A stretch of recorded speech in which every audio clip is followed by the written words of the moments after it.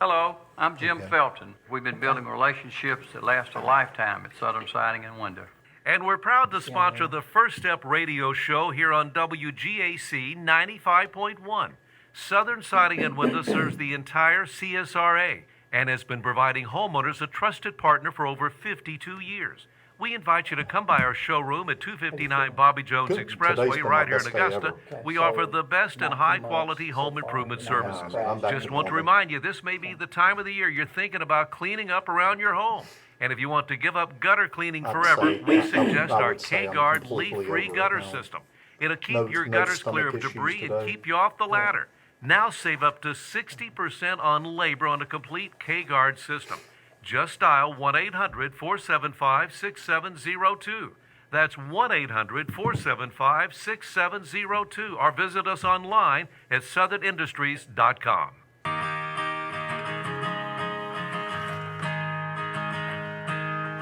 Yes, I stumbled and you know I've fallen. I ain't ashamed to say I come back crawling on my knees. Give me one more try. I've been a winner and I've been a loser, an alcoholic and a drug abuser. Now I'm begging you please, give me one more try. One more try, I'll either make it or I'll die. Run with the devil, I ran with the devil. While I was running, life was passing me by. Too many nights turning into the morning. Too many nights trying to stay high. 'Cause there was a time I ran with the devil. While I was running, I was living a lie. Too many lines chasing after the whiskey. Too many lines trying to stay high. It's time for the First Step Radio Show, brought to you by the Accountability Court of Richmond County and Judge David Watkins. If you or someone you know needs help with the addiction of alcohol or drugs, then this is the show for you. Judge Watkins wants to listen and offer hope for your situation, for you and your entire family. The mission of the Accountability Court Alcohol and Drug Program is to confront the substance abuse issue underlying the repetitive pattern of offenders and to reduce recidivism through enhanced supervision, treatment, and individual accountability.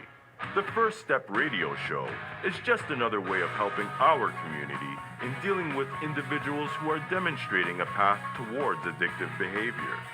Your calls are welcome, and we hope you enjoy our show. And now, here is Judge David Watkins. And good Sunday evening, and welcome to the First Step Radio Show. This show's here for anyone who's dealing with addiction issues. Whether it's you or someone you know, Judge Watkins is here to help. We invite your calls at 706-863-5800. If you don't want to call into the show and you'd like to email us a question or comment, please do so at thefirststep@yahoo.com. Like us on Facebook at The First Step Radio Show. And Judge Watkins, when you and I met back in 2008, I guess it was, did you ever think we'd have a show together, the First Step Radio Show, that would be starting year 4? No, I did not. I didn't. It wasn't even a thought in any part of my brain housing group. But it's Our you and li- I've talked about it. Again, it's just a testament to the providence of God. I'm not ashamed to say that.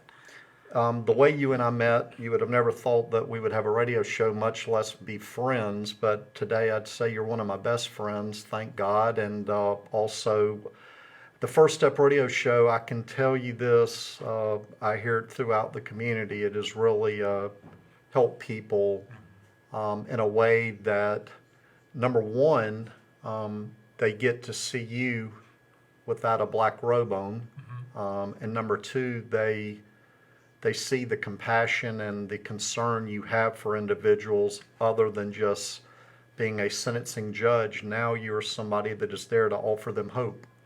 Well, yeah, I guess that is true, and it deals with perceptions, and perceptions oftentimes help build relationships, but also, and thanks to you, the partnerships that we have been able to build. I mean, especially with a group like MADD, and we have a guest on with them. It amplifies everything we're doing, and you're probably like me. You've learned so much from organizations like Mothers Against Drunk Driving and what they're trying to do, and we learned so much of that, about the passion that drives this organization by the guests that come on the show, very similar to the guest we have tonight, Miss Angela Atkins.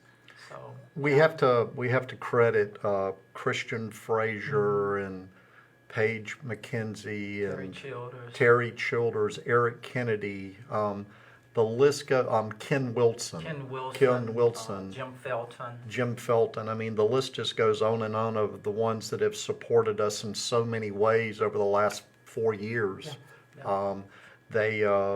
But you know, when you get these emails coming in of people that have listened to the show and they felt like there was hope tomorrow, the individuals that we've been able to get to treatment that have listened to the program and have ended up with Terry or Ken Wilson over at Stepping Stones or Terry over at Bradford. Without this show, without you giving up your Sunday nights, a lot of these people might have thought there was no hope for them. And I remember people telling me when this First Step Radio show was first created, there's no way a judge is going to give up his Sunday evenings every Sunday night. That's just not going to happen. Well, how wrong they were. Well, yeah, again, you never underestimate the power of relationships. You never underestimate the mysterious providence of God. You know, as far as giving hope, but that's also true with victims. One of my pet peeves in the courtroom is that oftentimes the victims can walk out feeling re-victimized, and that saps the hope they have.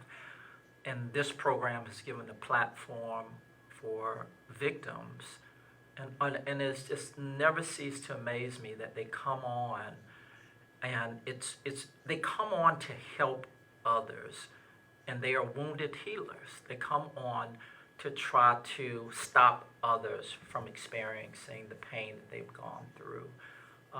And if that is not sacred sacrificial giving, I just don't know what is. And my admiration for them just continues to skyrocket. Mothers Against Drunk Driving. We've developed a relationship with them about 3 years ago, and 2 years ago, excuse me, and they've been a partner of ours ever since. They are on the first Sunday of every month, and I just can't think of a better way to get year 4 started out with them. Those are some of our most impactful shows that we have, and they also, I think, help a lot of people out there. Hopefully, they understand that the message of please, please, please don't drink and drive, or you could not only affect your family, but somebody else's. You know, we'll see that tonight, and it appears that we do. We have Miss Angela Atkins on the line. Just briefly, she is on the line from St. Mary's, Georgia, and that is near Florida. She is an author, a biblical health coach, and as I said right before the show, as I listened to her and talked with her briefly, it would be seamless for her to be on Pastor Mo's show, the show that is right before yours, and I hope you all contact her to try to get her to come on. It is a perfect fit for his motivational radio show, and you'll see that as she talks. She is a victim of a drunk driver. She was, as she'll hear, back in 1987, she and her family were driving, and they were hit nearly head on by a drunk driver, and she suffered some catastrophic injuries. But she's here, and she's here to talk about that, and to hopefully encourage people to take the first step and not drive while under the influence. She is married, 9 years. Her husband is named Bobby. And Bobby, thank you for the support you give Angela, and also for cheering her on and allowing her to be on with us tonight. It is teamwork makes the dream work. So Angela, thank you for patiently waiting, and thank you for being on the First Step Radio Show. Can you hear me? Yes, I can. Thank you so much for having me on tonight and the opportunity to share my story with everyone. Well, let's quickly dive into that. Let me take you back to 1987 and that fateful day. I think you were 14 years old at the time, 2 weeks shy of your 15th birthday. Can you tell us what happened? Sure. That day was like any other day to me. I didn't know that was going to be the day that my life was going to change forever. I went to school, had a normal day at school, and hung out with friends. And it was on a Wednesday. So after school, come home, had dinner, and we got ready for church. And the church that my dad pastored at the time, it took us about an hour to get there. Yeah. So after church, we were heading home. It was about 9:45. We were on a 2-lane highway. With it being a school night, my sister and I were both sleepy, and we both fell asleep in the back seat of the car. I remember leaning my head against the window and closing my eyes. After that, all I saw was bright lights, and I heard my mom yelling my name from a distance. I didn't know what had happened. But Dad told detail by detail, but he said it happened so fast, there wasn't really anything that he could do to prevent it. He noticed a car. We were on a 2-lane highway, and he noticed a car heading straight for us. Dad thought maybe he was going to turn down a side road or a driveway when the car kept coming for us. He went off on the shoulder of the road and then came back on the road heading for us. So Dad swerved, hoping to avoid a head-on collision and was hoping to get around the car. The car swerved again, and that time he clipped the front of the passenger's car and went all the way down the passenger side of the car. And I was on the passenger side in the back seat. The impact was so hard that he knocked us in a field on the other side of the street. And when the car finally stopped, we landed between a propane gas tank and a tree. And we had less than a foot on either side. And from the impact being so hard, it knocked both driver's side doors open. And it was by the grace of God that we didn't fall out or anything. But it was traumatic. When the car had stopped, my sister, like I said prior to, we were both asleep. She was trying to get me to get up. She said, "Angela, the car has stopped. Get up, get up." She couldn't get me to respond. And at the same time, my dad was checking on Mom because she was hyperventilating. She couldn't catch her breath. And while he was checking on her, she was trying to ask if me and my sister were okay when they heard my sister scream. She had been trying to get me to respond, couldn't get me to respond. She started smacking me in the face, still no response at all. And she looked at my chest and said I was not breathing, and she started screaming. She managed to maneuver out of the car, and my dad got in, and he was crying, "Angela, please answer Daddy. Please answer me." And he couldn't get me to respond. So he runs out into the street screaming for someone to call for an ambulance. And they said that there were people that had come out from their homes, like within a 1-mile radius, that they had heard the impact of the crash. Good. They had come out and gathered around Dad, and they said, "We've called, they're on their way." And then they asked him if he was okay, because he had blood running down his forehead from the impact of the windshield, the car being smashed in, and he didn't even feel the blood rolling down his face. All he could think about was that I was dead. He heard they were checking on him, and then he heard my mom screaming. And he turns around, and he sees the driver of the other car leaning into the car, getting ready to try to give me mouth-to-mouth.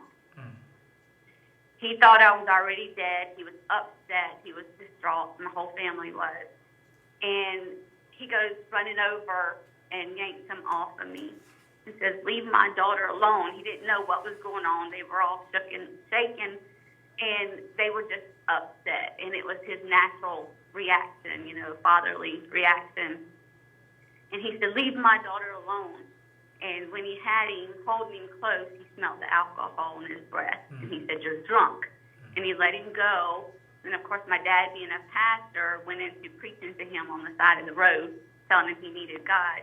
Then he got back in the car with me, and Mom was pinned in the car, but she managed to turn around enough so that she could see me, and they started praying for me, that God wouldn't let me die.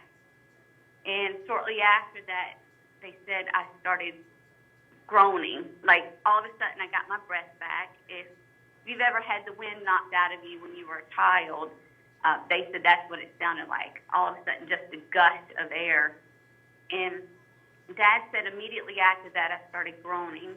He knew that I was in pain, but still, he said it was the happiest sound to him because he knew that I was alive. When the paramedics arrived at the scene and saw the condition that I was in, they radioed for a helicopter, Rescue 7, to pick me up and life flight me to the hospital, because the hospital they needed to get me to was about 20, 30 miles away. So, and then by the time the paramedics got the rest of my family to the hospital, they were already giving me a second unit of blood. But before that happened, when the police arrived at the scene and found out what all happened, my dad said that he was so upset. He, of course, handcuffed the other driver, whose name was Steve. He handcuffed Steve, shook him, and put him in the police car and told him not to move a muscle. Found out he had been to 4 bars that night. He had passed out behind the wheel. He didn't even see us till he hit us. And our crash was his 4th or 5th offense, and he did not have license due to previous offenses. So he had a chance over and over to get it right, and it took almost killing me before he woke up. They took him to jail. His parents bailed him out the next day. And then while I was still in the hospital, he opted for 45 days in rehab, and that was all that he got. When the ambulance got the rest of my family to the hospital, they said that they could hear me screaming. They knew I was in a lot of pain. They were terrified. The doctors checked them and released them from the hospital that night. My mom was completely bruised down her right side from where the car had hit. And then she had hurt her knees from hitting the dashboard, the way the car had smashed in. My dad had glass in his forehead from the windshield. My sister had injured her leg and was on crutches for a few weeks, and she was ready to get off of them after that point. But as for me, when the doctor come out to tell my family the news, he said, "I have good news and I have bad news." He said, "The good news is there's no life-threatening situation at the moment." He said, "But if we had to do emergency surgery, it would be life-threatening because she's lost so much blood." And then he said, the bad news is she has broken her right collarbone, her left hip is dislocated, her pelvis is fractured in 6 places, and her back was broken in the T12 L1 level, which that's the mid-low part of your back. And he said my spinal cord was damaged. By the x-rays, he said it looked like someone took an axe, chopped my back in 2, and then pulled it apart. And how that happened from the impact flung me back and forward so fast that it snapped my back and then snapped it in 2. And then the movement of the car shifted my spine and damaged my spinal cord. So at the time, I was paralyzed from the waist down. And you were, at this time, you were at 14, correct? Yes. It was just 2 weeks shy of my 15th birthday, just 12 days away. How long? How long were you originally in the hospital? I was in the hospital for about 3 months. Okay. From October till right about Christmas time, I was straight in the hospital, didn't get to go home. I got to go home for a few weeks around Christmas time, and then I had to go back for about another month. All right. Angela, we are headed towards a break, and I want to pick up here when we get back. If you would just hold on with us throughout the break, and we will pick up here shortly. If you would like to, you won't be able to call us tonight because we're via telephone with our guest. However, if you would like to email us, the email is thefirststep@yahoo.com, or on Facebook. Like us on the First Step radio show. And you can also watch us live streaming via the Facebook page. Tonight we have the pleasure of having Miss Angela Atkins. Again, she is the victim of a drunk driver. She is an author, and we will talk about some of her publications when we get back. She is a biblical health coach, and she is calling in from St. Mary's, Georgia, and she is being sponsored by MADD, Mothers Against Drunk Driving. We will be right back with Miss Angela Atkins momentarily. Coming up at 7:05, it's Law Talk with attorney Melissa Dutchmenty from Blake & Associates. If you have a legal question, any legal comments, you can give us a call at 706-863-5800 from 7:05 to 8 p.m. You're listening to the First Step radio show with Judge David Watkins right here on News Talk, WGAC. We'll be right back after this commercial break.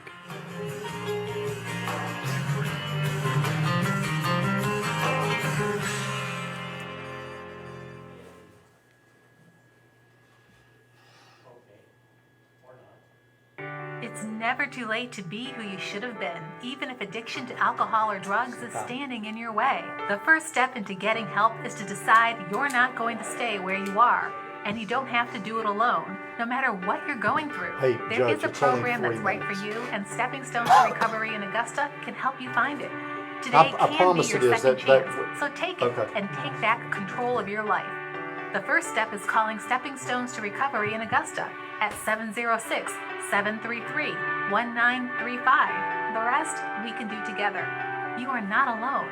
Let us help you. Be free from alcohol or drug addiction. Don't let your past steal your future.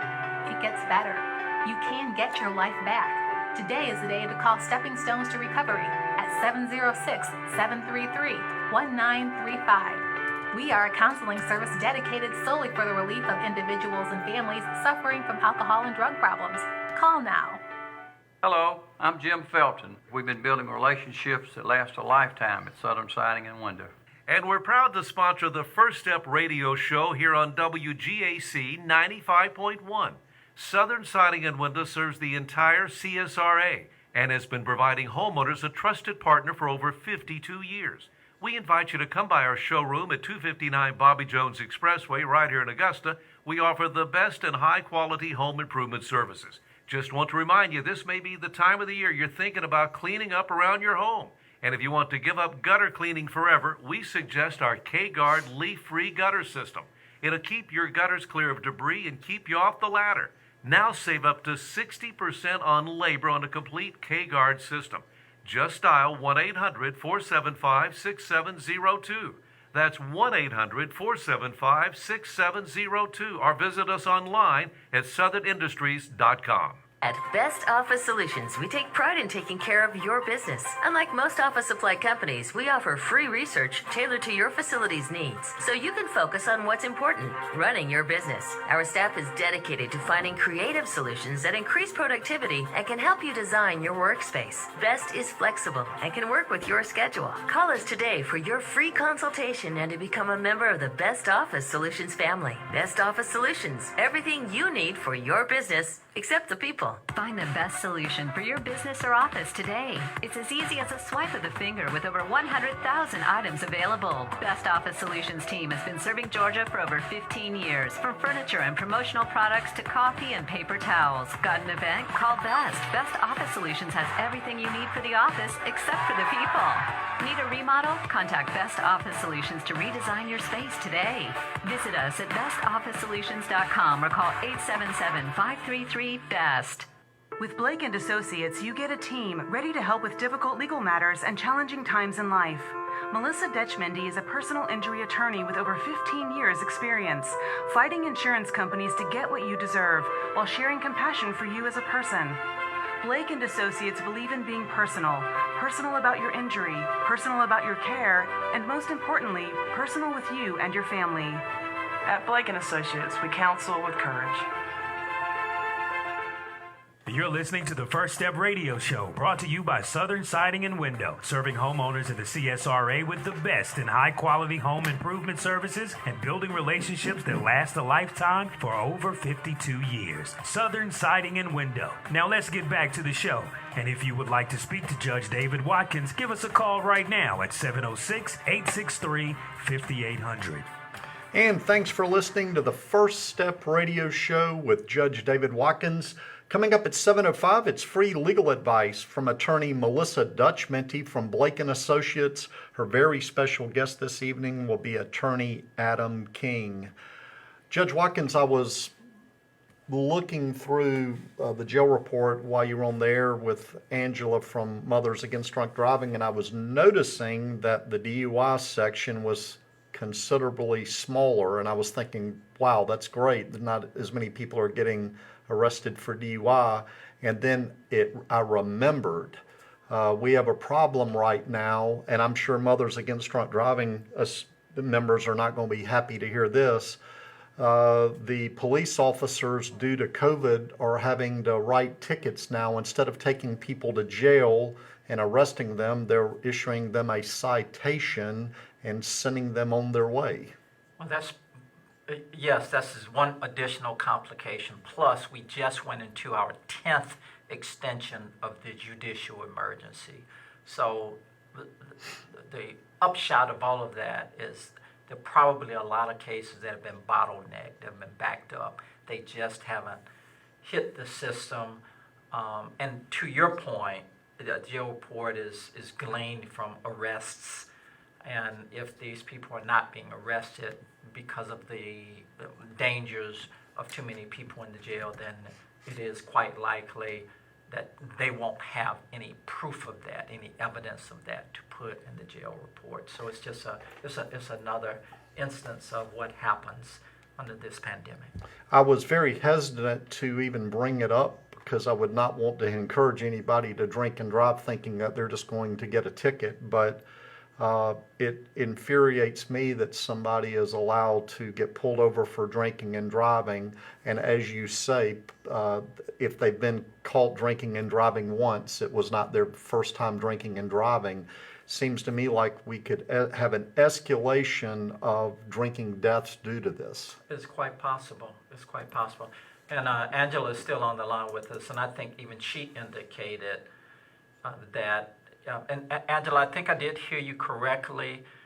The drunk driver who hit you had been arrested before, did not have a license when he was driving.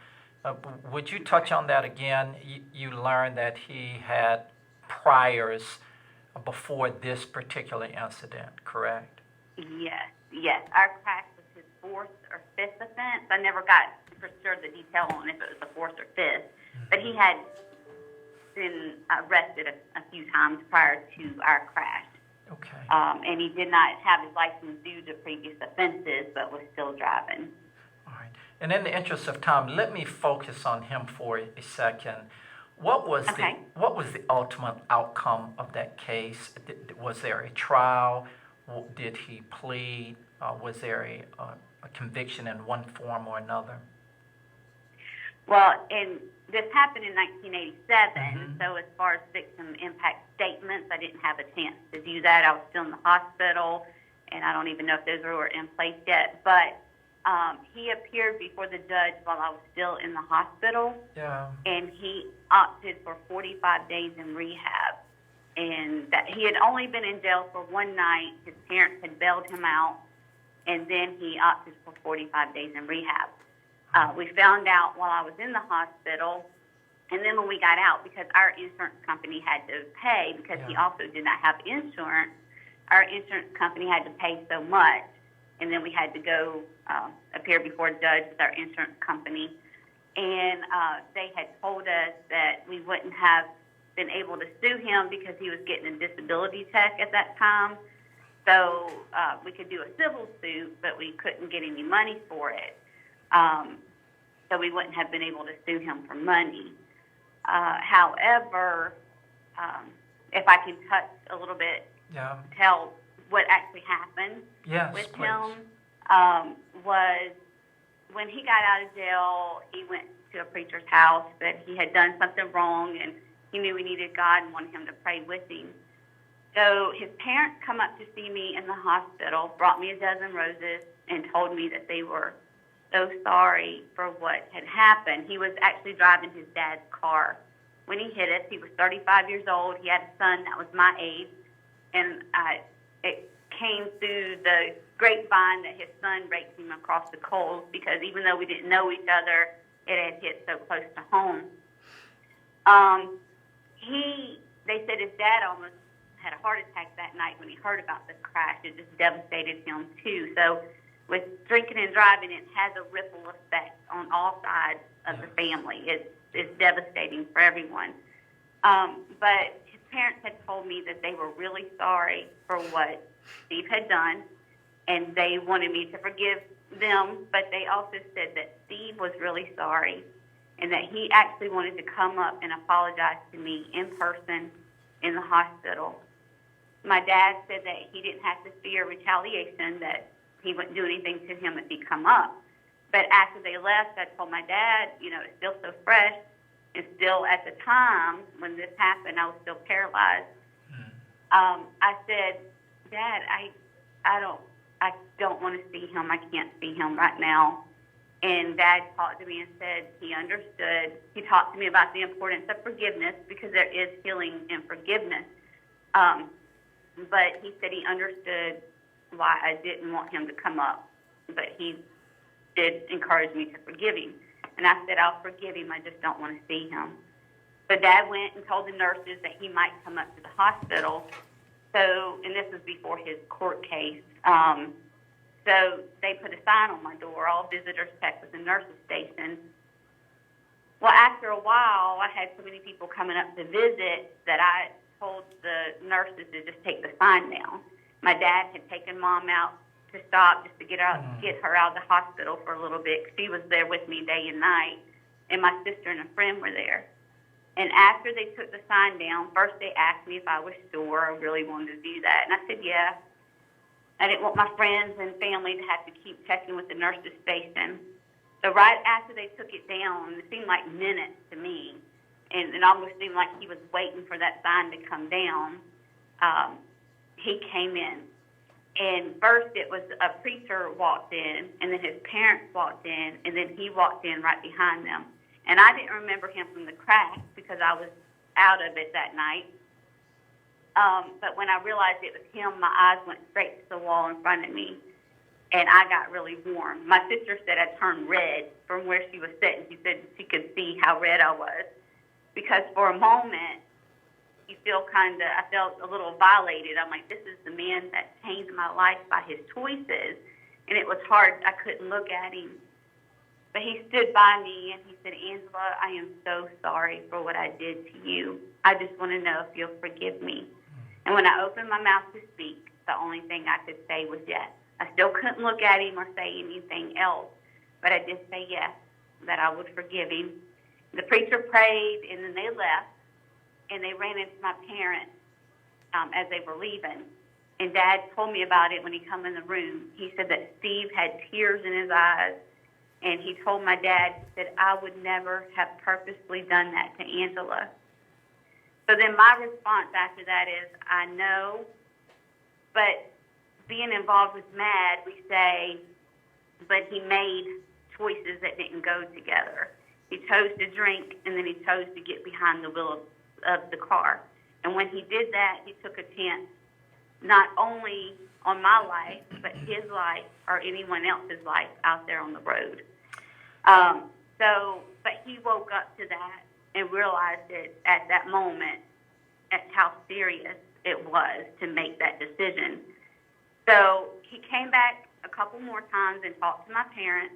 I still didn't say much to him at that time as I was still healing and still forgiving. And that's a process to forgive as well. But when you do make that an intention to do that, there is healing and forgiveness. But he talked to my parents, and one time my mom told him, because she would watch me suffer with all the pain that I was going through in the hospital, and after my back surgery, and they rolled me back from recovery, and I was groaning in pain, she said for just a moment she had wished that it was him in the hospital bed instead of me. And then she asked God to forgive her for that. But that was a natural mother reaction to watching her child suffer from someone else's choices. But we wouldn't wish this on anybody. And then he came back again. Mom had told him about that and asked him to forgive her for wishing that on him. And then he come back again and talked to my dad. And he said, what can I do to make up for what I've done? And Dad said, you're responsible for the crash. You pay every hospital and doctor bill. And he agreed to it. Dad had papers written up and notarized. He signed it, and all bills went to him. After the insurance paid their part, the rest of the bills went to Steve. So then he had that to pay. I don't know how long it took him to pay it off, but it was kind of a reminder of the choice that he had made. But we did choose to forgive him, and that made a difference for me as well in my healing. Angela, what were the long-lasting effects of your injuries? I understand you suffer from them, or some of them even today.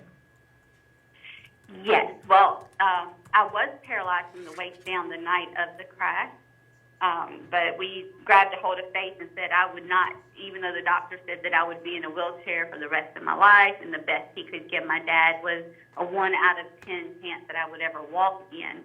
I started getting feeling back. So I've got all that back now, but it's just my feet and my ankles. My feet feel like plastic. They don't have normal feeling. Yeah. And my ankles, my left foot, I can't move at all. My right foot, I can move it enough that I can drive my car without hand controls. I can press the pedals and everything. And I can still play the piano, pressing the sustain pedal. And those were the two most important things to me when I was in the hospital. I told my mom, I said, I want to be able to drive the car, and I want to be able to play the piano so I can move my right foot enough that I can do that. But because of my ankles and my balance, I walk with forearm crutches for my balance sake. But other than that, I have everything else and live a pretty normal life. I just need help with carrying things because of my crutches. Are you in any chronic pain from the injury, or is it manageable? Not all the time. Occasionally I will have some low back pain or hip pain, the hip that was dislocated. But other than that, it's not. I don't have pain from it all the time. It's just having to walk with the crutches and dealing with that. But that's even further than the doctors ever said I would be. They thought I would be a paraplegic for the rest of my life, and I'm not. Thank God. You talked about the impact that it has on everyone, and how it's not just the person himself, but his family, your family. As we get ready to approach another break, I want to get this question in. This had to be a dark night of the soul for your family.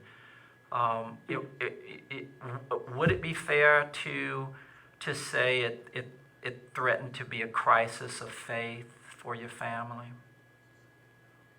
For a moment on the side of the road, it was definitely devastating. And Dad said immediately God put the scripture in his heart, Romans 8:28, that all things work together for the good to those that love the Lord and are called according to his purpose. So immediately he grabbed a hold of that. Now, when I came to in the hospital, he talked to me, because at first I was like, what happened? Questioning what was going on. And he told me, that I was hurt really bad, but he shared scripture with me. And he said, Angela, do you believe that you're going to be all right? And I said, yes. And then he grabbed my hand and prayed with me. And from that point on, we just grabbed a hold of faith that I was going to come through this. I had one moment, and I shared this in the book, is that I was in the hospital bed, and for a moment it felt like my room was just was closing in on me. And the overwhelming feeling of all the pain and stuff hit me. And I started crying. And I told Dad, I said, I don't want to go through this anymore. Why am I having to deal with this? Why does this have to happen to me? And then Dad, of course, shared more scriptures with me and encouraged me to look at the positive side and stand in faith and believe that God would bring me through this. And he shared scripture with me and reminded me of the scripture that said that by his stripes we are healed. So he reminded me to grab a hold of that and not let go, and that got me through. And that brought me as far as I am even now. We had a few moments that it was dark, and it was a trial while I was in the hospital, but we still held on to faith that God would bring me through. So I believe it's the faith in God and determination that I'm as far as I am now. Angela, you have written a book called Miracle Road, and it may be obvious, but let me ask it anyway. What compelled you to write this book? Well, one of the things, of course, is to share my story. I share the dark side of drinking and driving and the devastation that it causes. But the main part that I wanted to share was the miracles that God did in my life, and that because of God, I'm as far as I am now, and share with others, no matter what they're going through, that they can look to God and that he can bring them through it. So Miracle Road is a true story of faith. It's my faith that led to my healing and my restoration.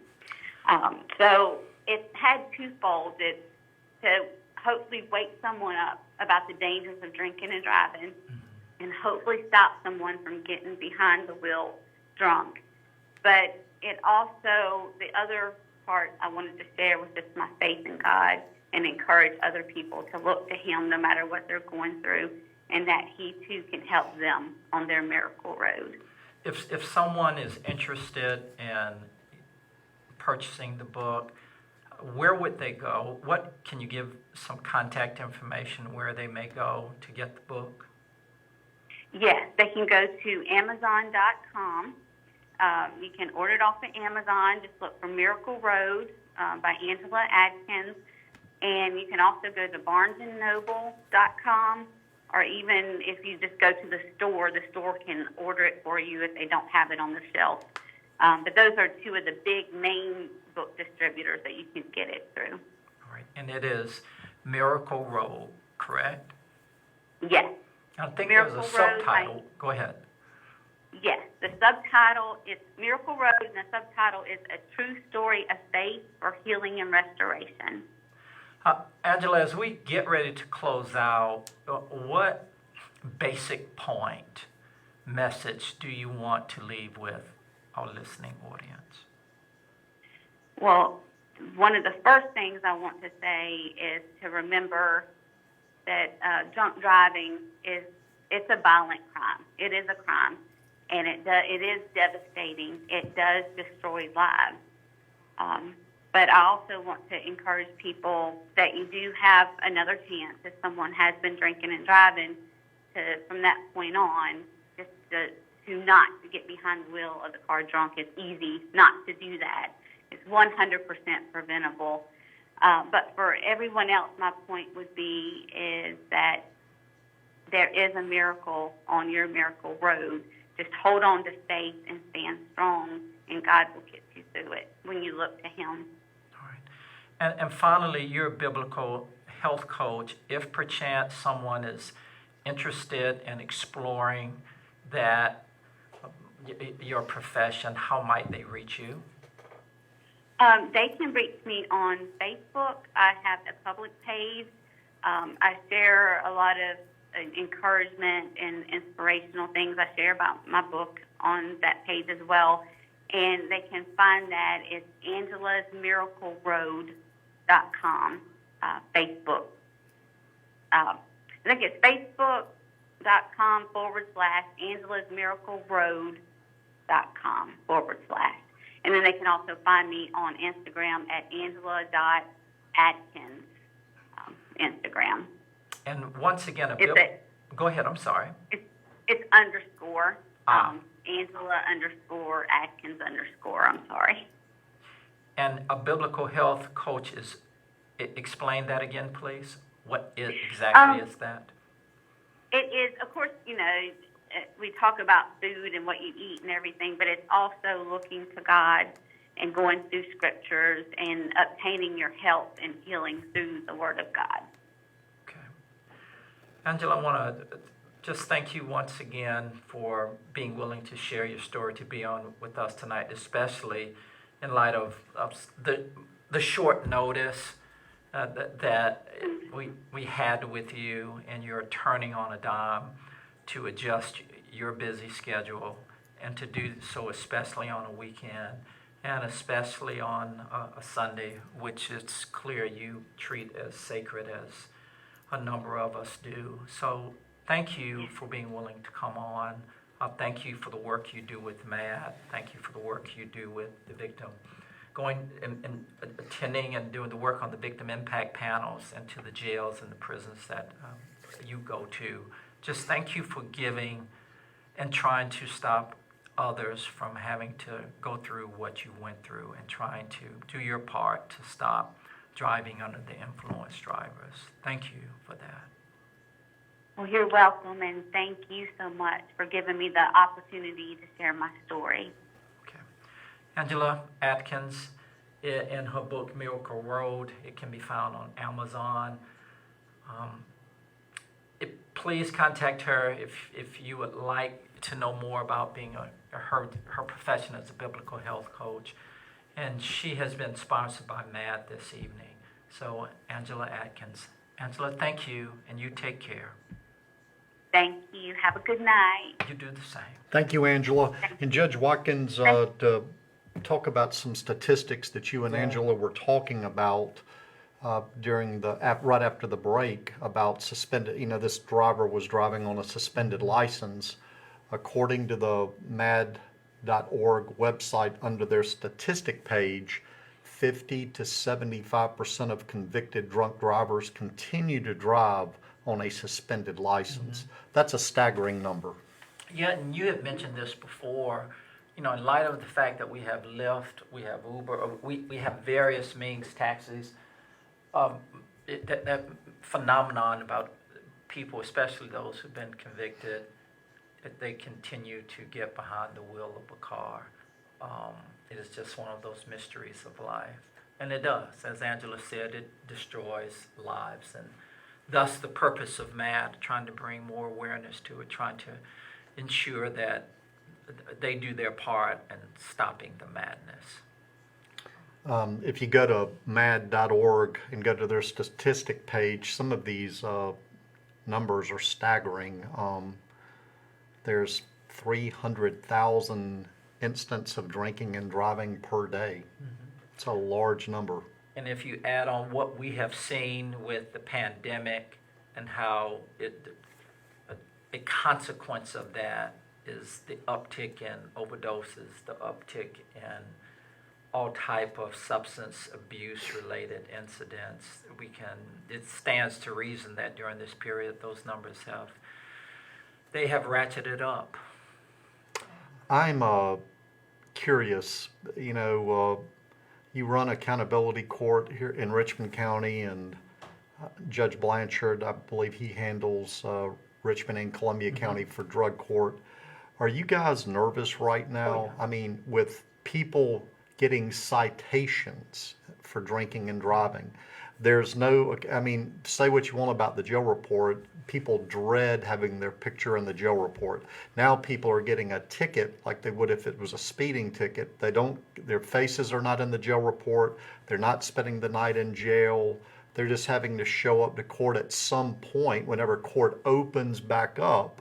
When that will be, we don't know, to be sentenced by you or another judge. That's scary.